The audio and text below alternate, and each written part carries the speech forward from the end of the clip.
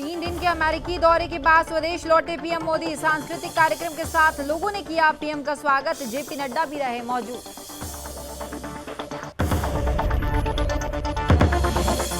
मन की बात में कई मुद्दों पर बोले पीएम मोदी। खादी की खरीदारी, स्वाभिमान, स्वरोजगार, स्वच्छता पर दिया जोर। त्योहार मनाने के साथ कोरोना से बचाव को लेकर सतर्क रहने की कही अपील।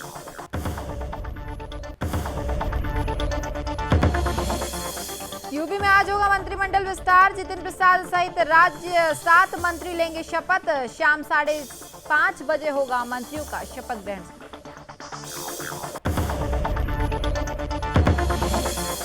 गृह मंत्री अमित शाह की समीक्षा बैठक। 10 राज्यों के मुख्यमंत्रियों को दिया गया निमंत्रण। 4 राज्यों के सीएम बैठक में नहीं पहुंचे।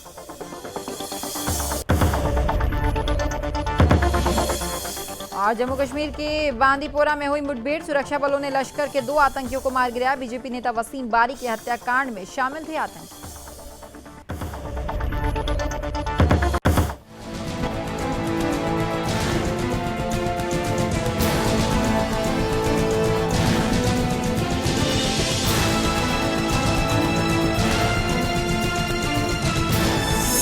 आप देख रहे हैं सुदर्शन न्यूज।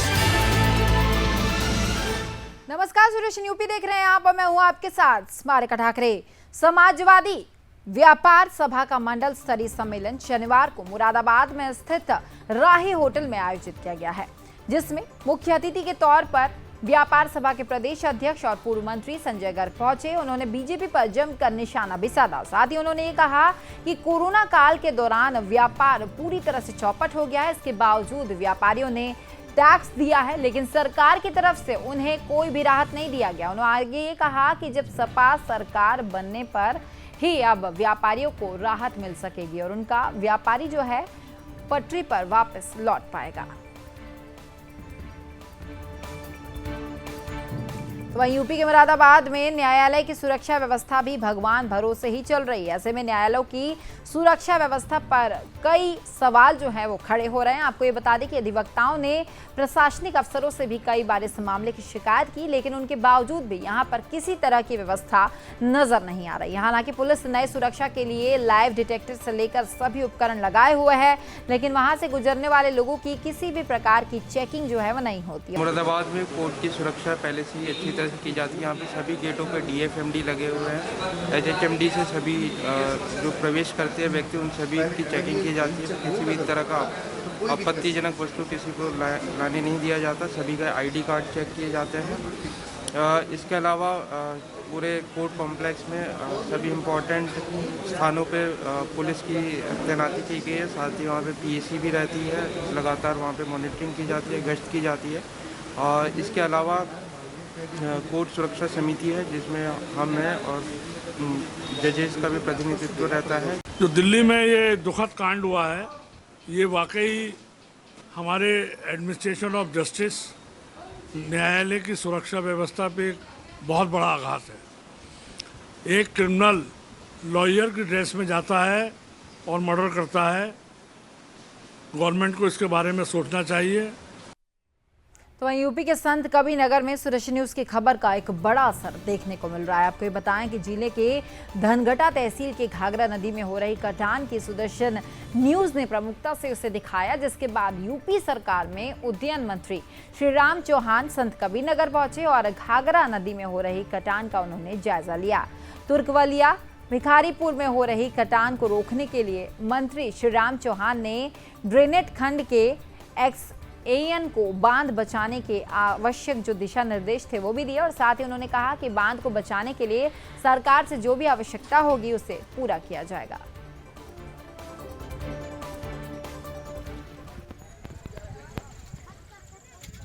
कटाव बंधे से जितनी दूर है उतनी दूर पक्की बोल्डर वगैरह डाले गए हैं। कटाव तेज है। प्रशासन सरकार पूरी तरह से चौकस है। बोल्डर गिराए जा रहे हैं, पैड बनाए जा रहे हैं। हर प्रकार से प्रयत्न हो रहा है। करीब 20-25 दिन से हो रही है और धीरे धीरे बंधे के करीब आती जा रही है। प्रशासन केवल मिट्टी और बांस का कैरेट डाल करके घाघरा नदी को रोकने का प्रयास कर रहा है, जो एकदम ही घाघरा नदी के अनुरूप नहीं है। गति से हो रहा है और कटान बहुत तेज़ है। कटान तेज की अपेक्षा काम तो कुछ नहीं है। इस हिसाब से अगर काम होगा तो बंधा नहीं बच पाएगा, और बंधा बचाने के लिए अगर बोल्डर गिराया जाता तो हो सकता है बंधा। नमस्कार, हम इस समय मौजूद हैं संत कबीर नगर जिले के तुरकौलिया भिखारीपुर में। आपको बता दूं ये घाघरा नदी है, और घाघरा नदी कितनी तीव्र गति से हो गई है, ये कटान कर रही है। मैं आपको दिखाना चाहता हूँ, ये पूरी तरह से आप देख सकते हैं कितना खतरनाक स्थिति पे पहुंच चुकी है। ये जो पोर्शन दिखाई दे रहा है इस पे बोल्डर पड़ा हुआ है, लेकिन इसको भी ये बंधा काटते हुए चले जा रहे हैं, और बंधे से और इसकी दूरी मात्र 10 मीटर से भी कम रह गई है। आपको बता दूं ये काफ़ी अभी सुबह काफ़ी दूर तक था, लेकिन वहाँ से कटते कटते जिस तीव्र गति से कटान हो रही है यहाँ पहुँच गया है। मैं इधर भी दिखाना चाहता हूँ, आपको बता दूं ये देखिए किस तरह से ये धारा चल रहा है और ये कटान हो रही है। अभी अभी हमारे सामने यहाँ पे अभी बोल्डर डाला गया, और आप देख सकते हो बोल्डर दिखाई दे रहा है, वो ढांचा उसमें जैसे ही बोल्डर डाले वो सब कटते हुए चला जा रहा है। मैं इधर भी दिखाना चाहता हूँ कि इधर आप देख सकते हैं ये बंधा है, यही एमबीडी बांध है जो 2013 में कट गया था, और आज वही स्थिति फिर नजर आ रही है। यहाँ पे प्रशासन द्वारा अभी आज से इसमें बोल्डर डाला जा रहा है, लेकिन बोल्डर का भी पता नहीं चल रहा। जिस खतरनाक स्थिति से यहाँ पे कटान हो रहा है, ऐसा प्रतीत हो रहा है कि यह 2013 की तबाही मचा सकता है। मैं इधर दिखाना चाहता हूँ, मैं इस बोल्डर पे ही अपना ये कवर कर रहा हूँ, और ये देख रही है किस तरह से ये लटक गया है, और ऐसे ही ये कटता नदी में चला जा रहा है। संतोष चौहान, सुदर्शन न्यूज़, संत कबीर नगर। तो वहीं गाजियाबाद की मोदीनगर तहसील में पूर्व सभासद लोकेश ढोंडी की तरफ से आत्मदाह करने की जो कोशिश है वो की गई है, लेकिन पुलिस की सतर्कता ने आत्मदाह की कोशिश को पूरी तरह से नाकाम साबित किया। आपको ये बताएं कि मामला जल निगम के विकास कार्यों से जुड़ा है, जहां खड्डे सड़कें धंसी हुई है। कई बार सभासदों और लोगों की तरफ से इस मामले में शिकायत भी की गई, लेकिन समाधान के नाम पर केवल आश्वासन दिया गया। इस बात से नाराज पूर्व सभासद लोकेट टोंडी ने तहसील परिसर में आत्मदाह करने की कोशिश की, जिसको पुलिस की सतर्कता के कारण विफल कर दिया गया। तो वहीं पूर्व सभासद को पुलिस ने अब हिरासत में ले लिया है। मान्यवर, लोकतंत्र का चौथा स्तंभ है आप, आए दिन आपकी अखबारों में भी आता है। पिछले 1.5 वर्षों से भारत सरकार की ओर से एक बहुत महत्वपूर्ण योजना इस शहर के लिए दी गई। करोड़ों रुपए की ये योजना नगर की जनता की भलाई के लिए सरकार ने दी थी, लेकिन जल निगम के अधिकारियों की लापरवाही, भ्रष्टाचार, अदूरदर्शिता, ठेके के मजदूरों से काम कराना, पेटी ठेकेदारों का काम करना, पीली ईंटों का लगाना, मेन हॉल। अब खबर ललितपुर से है, जहां जिलाधिकारी के निर्देश पर कार्रवाई करते हुए अवैध शराब के गढ़ उगरपुर गांव हंसर कला में छापेमारी की गई। छापेमारी के दौरान पुलिस ने लगभग 200 लीटर अवैध कच्ची शराब जो है वो बरामद की है, और साथ ही लगभग 3000 लीटर से ज्यादा बनी हुई शराब को पुलिस ने नष्ट कर दिया है। तो वही मामले में 2 लोगों के खिलाफ जो है मामला दर्ज कर लिया गया है। फिलहाल पुलिस की तरफ से कार्रवाई अब जारी है।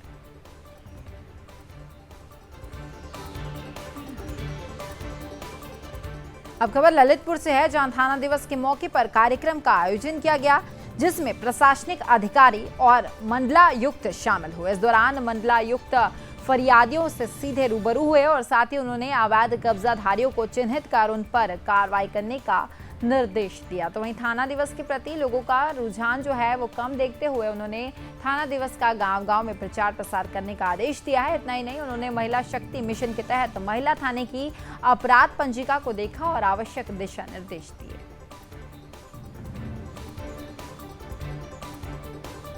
तो वहीं यूपी के ललितपुर में स्थित राजकीय बाल संप्रेक्षण गृह से 5 बाल अपराधी फरार हो गए हैं। खबर फैलते ही प्रशासनिक और पुलिस महकमे में खलबली मच गई। तो वहीं पुलिस टीम उनकी तलाश में अब जुट गई है।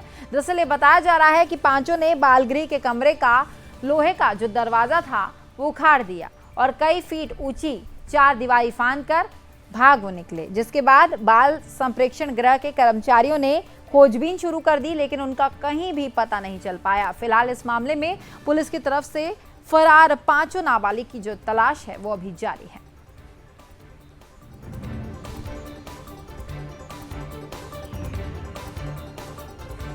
के थे 2 यहाँ के ललितपुर के थे, ये क्वारंटीन में रखे गए थे, अभी जल्दी ही आए थे। क्वारंटीन में पीछे कमरे में रखे थे, यहीं से पलायन कर गए हैं और इन्होंने पांचों का अपना विवरण दिया है, तो इनका अभियोग पंजीकृत कर कार्रवाई की जाएगी।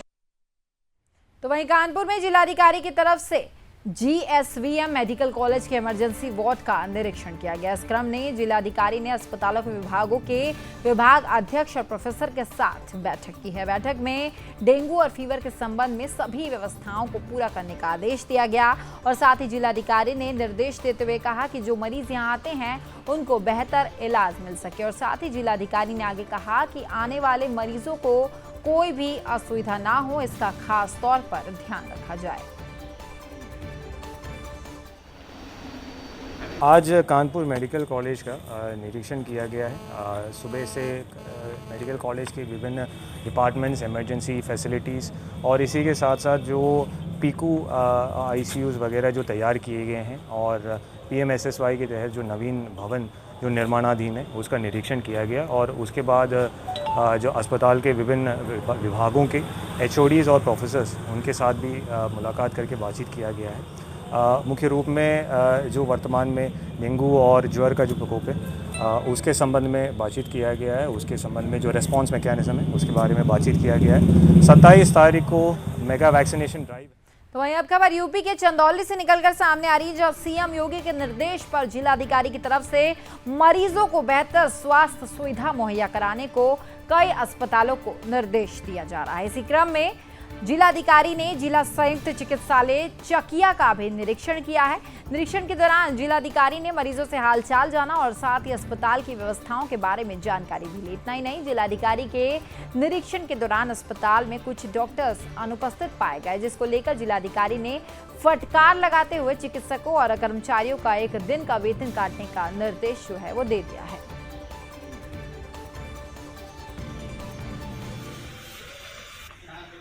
माननीय मुख्यमंत्री जी का दिशा निर्देश है कि जो हमारी स्वास्थ्य सेवाएं हैं उनकी गुणवत्ता और जनता को जो सेवाएं प्रदान की जा रही हैं उनको जो है ससमय इलाज उपलब्ध कराया जाए, जिसके क्रम में आज संयुक्त जिला चिकित्सालय चकिया का निरीक्षण किया गया है। जो यहाँ मरीज इलाज कराने आए थे उनका फीडबैक भी लिया गया है। तो डॉक्टरों की उपस्थिति जांची गई है, उसमें ये पाया गया है कि कई सारे डॉक्टर अनधिकृत रूप में अनुपस्थित हैं और उनका कोई एक्सप्लेनेशन नहीं है। इसके आधार पर उनका वेतन काटा जा रहा है एक दिन का।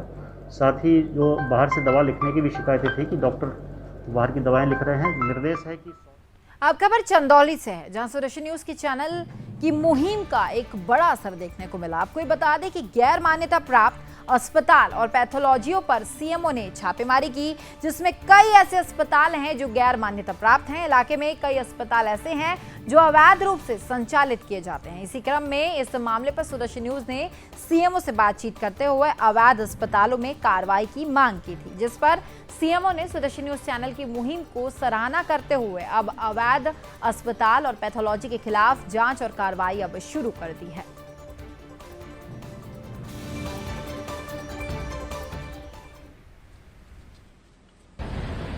डॉक्टर है, एक मरीज है जिसके हाथ में कैंसर लगा हुआ है, वो वाराणसी से ऑपरेशन करा के आया हुआ मरीज है। ऐसे ही बैठा हुआ है, कोई पेमेंट पे नहीं बैठा हुआ है, न कोई अंदर ही बेड वगैरह लगा हुआ है। स्वरूप जरूर इसका हॉस्पिटल का देने की तैयारी। तो इस समय इसका जो भी यहाँ जनपद में जितने भी नर्सिंग होम चल रहे हैं या अवैध पैथोलॉजी चल रही है, इसके लिए बहुत से लोग कई जगह शिकायत किए, CMO साहब से भी शिकायत किए, लेकिन CMO साहब ने उस पर कार्रवाई किए, लेकिन फिर वो अभी भी मतलब उसी तरह अवैध ढंग से चल रहा है, फल फूल रहा है। और सुदर्शन न्यूज़ चैनल का मैं धन्यवाद देना चाहता हूँ कि ऐसे मुहिम उठाए हैं जो कि मतलब अधिकारी लोग को बार बार इसे प्रेरित कर रहे हैं कि नहीं ये गलत हो रहा है या गलत नहीं।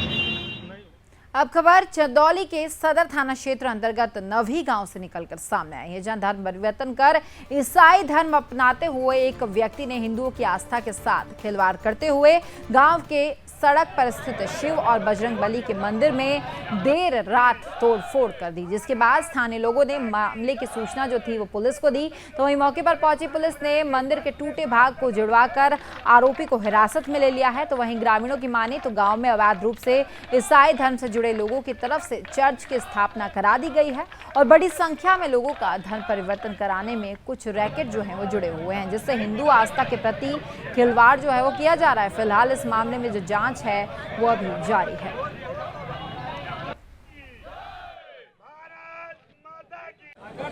यहाँ ईसाई मसीह का ये चर्च है और यहाँ पर लोग बता रहे हैं कि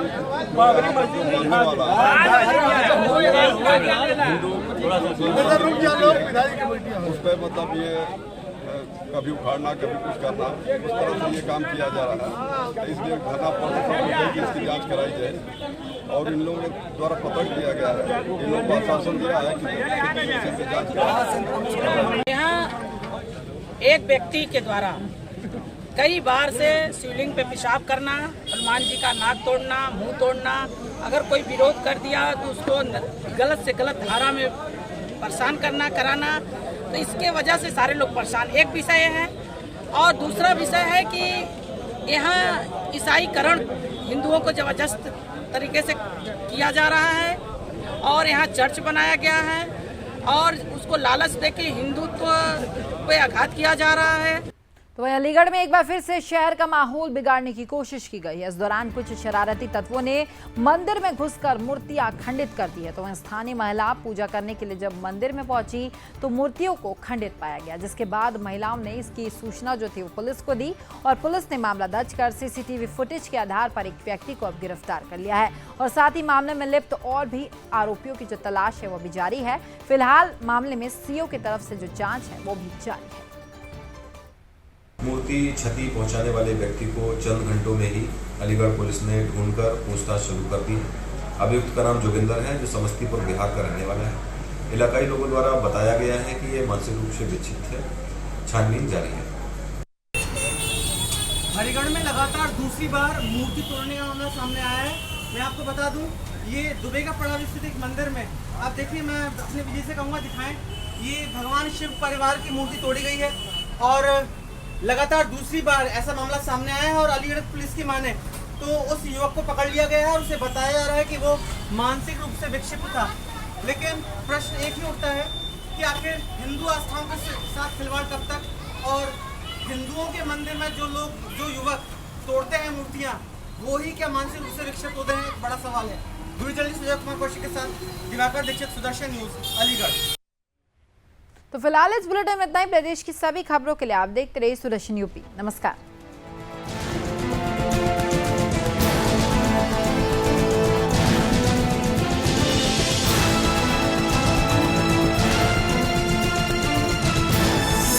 आप देख रहे हैं सुदर्शन न्यूज।